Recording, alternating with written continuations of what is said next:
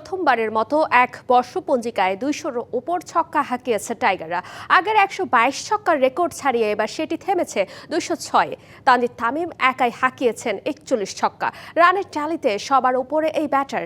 এমনকি এবছর এই ফরম্যাটে সবচেয়ে বেশি ম্যাচ জিতেছে লিটন দাসের দল।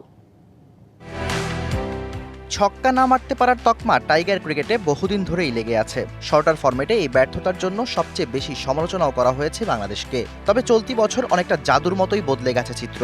রীতিমতো পাল্লা দিয়ে ছক্কা মেরেছেন টাইগার ব্যাটাররা।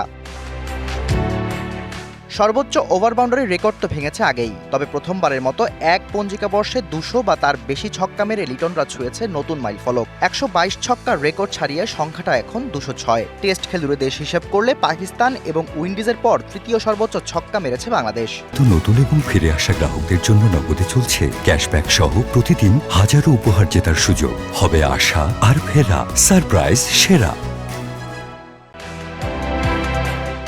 ওপেনার তানজিদ তামিমের উইলো থেকেই এসেছে ৪১টি, যা এক বছরে বাংলাদেশের সর্বোচ্চ।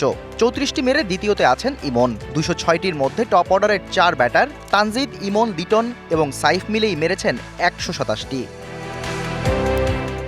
শুধু ছক্কাই নয়, রানের ট্যালিতেও তানজিদ তামিম সবার উপরে। এ বছর ২৭ ইনিংসে এই ব্যাটার করেছেন ৭৭৫ রান, ব্যক্তিগত সর্বোচ্চ ৮৯। দ্বিতীয় নামটা ক্যাপ্টেন লিটন দাসের। চলতি বছর টি-টোয়েন্টিতে মোট ৩০টি ম্যাচ খেলেছে বাংলাদেশ, জয় ১৫টিতে, হেরেছে ১৪ ম্যাচে। এর আগে কখনোই এক বছরে এত ম্যাচও জেতেনি টাইগাররা। Shahriar Hossain, DBC news desk.